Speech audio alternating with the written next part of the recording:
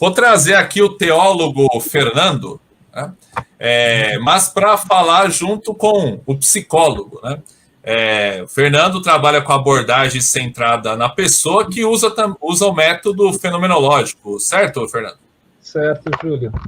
Então, podemos dizer que a base psicológica de ideias religiosas como espíritos familiares, maldição hereditária, está nesses conflitos transgeracionais, pensando como um psicólogo da religião, ou um psicólogo curioso nas bases psicológicas das crenças religiosas? Interessante a sua pergunta, Júlio. No ambiente da teologia, é interessante, você falou de maldição, né? Maldição familiar, e isso foi, sobretudo, em contexto de determinadas igrejas, uma linguagem muito utilizada, talvez para dar resposta a essa observação desse fenômeno, né? Daquilo que vai acontecendo ao longo das gerações, e essa ideia de que, assim, é como se houvesse ali uma maldição que foi estabelecida, e aí, então, explica, de certa maneira, o que está acontecendo. Eu vou dizer assim, particularmente, eu tenho muita dificuldade com esse tipo de compreensão, né?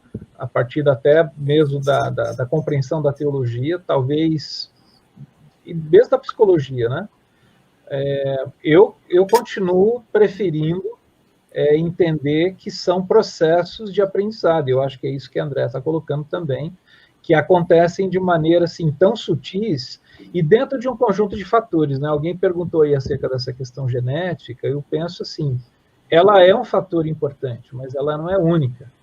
Assim como tem o fator da observação, do aprendizado, né? Do ambiente, em que e é interessante que se você altera qualquer um desses dois elementos, né? A questão da genética, da carga genética e a questão do ambiente, você vai ter uma alteração profunda em quem que esse indivíduo vai ser. Então, eu entendo que, assim, o que vai compondo a pessoa naquilo que ela é, naquilo que ela faz, naquilo que ela sente, naquilo que ela pensa, tem a ver com esse fundo que é genético, que é ambiente, que é aprendizado e que é a forma como que ela vai se desenvolvendo.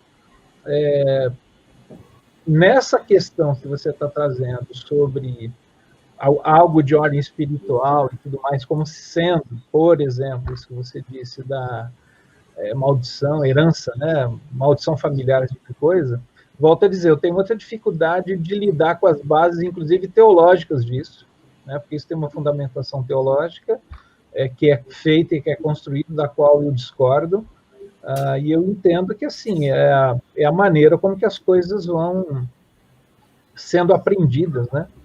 Então, às vezes, até aquele exemplo, quando a família tem assim, teve um avô que tinha um problema com álcool, e o pai também tem, o filho agora também está tendo, então a gente vai dizer assim, tá vendo, isso é um espírito, alguma coisa nesse sentido, ou é uma maldição familiar.